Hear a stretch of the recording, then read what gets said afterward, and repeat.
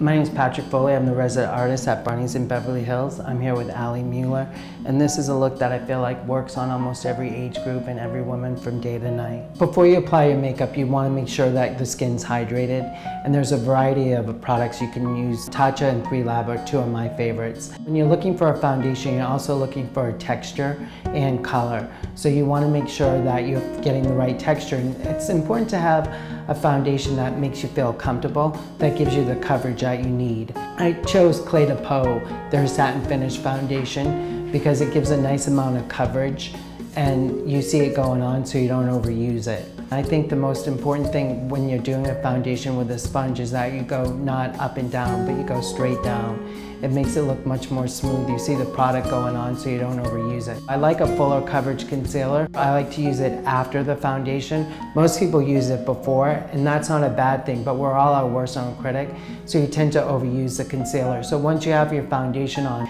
you can look in the mirror and see realistically where you need it.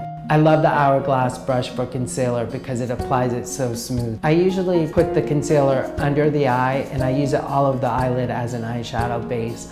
When you're in a hurry getting ready in the morning, it's one step that just works as well as any eyeshadow primer. The product that I'm using today is a palette from Nars. It's a limited edition. It's called Nars Loves Los Angeles. And what I like about it, it gives you several different colors in the palette that all work together. The most important thing when you're choosing an eye palette for this season is that you don't have one hue greatly different than the other, so they all blend. It has your basic beige color, and it's real important when you're going into fall to not get it too white. It can make the eye look tired. Like in clothing this season, there's a pop of color. This particular palette has a cobalt blue, and if you use it close to the eye, it gives it that pop that can bring this palette easily into a more nighttime look. Any brush will actually work with it. I'm using a crease brush. I chose the Nars brush 23, and what I like about it, it's a circular brush that makes you blend out the crease.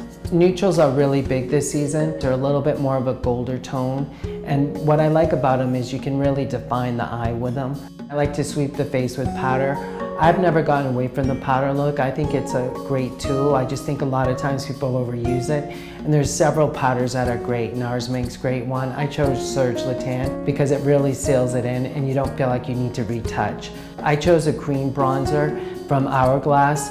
And what's interesting about this particular product is it has two different colors together. I used the Hourglass number 2 brush, and I used it as you would want to kind of highlight the face. One thing that is, I think, crucial is when you use this product that you don't use them separate, because then they can be a little blotchy. I like mixing the two together, and it creates the right definition and also the right tone. When you're done doing your shadows and stuff, sometimes you want to blend it. So you take a little bit of a blush tone and you just take it with a fluffier brush, and it gives the definition that you still have, but it doesn't take the hue away, and it just makes it look so soft. For all year round, people like long-lasting lip color, and the problem with using long-lasting lip products are they tend to be very drying to the lip and not look real smooth. Where if you layer a lip product, it will stay on like a long wear. My favorite product are the Nars Lip Pencils because you can define the lip like a traditional lip liner, but fill in the whole lip so it doesn't look dry. And then I layered it with a Clé de Peau satin lipstick 102, which is a kind of softy browner peach, but it tends to look much more fall than like a summery peach. And then I took the nudes from Hourglass. They have 6 colors, and they're like a gloss, but a little bit more creamier texture, so it looks much more fall on the lip. Allie, thanks so much for coming in. This is a look that we achieved for fall that is very comfortable for people to be seen in daylight. It's not too heavy, but it would even work for something a little more decadent like a premiere or something.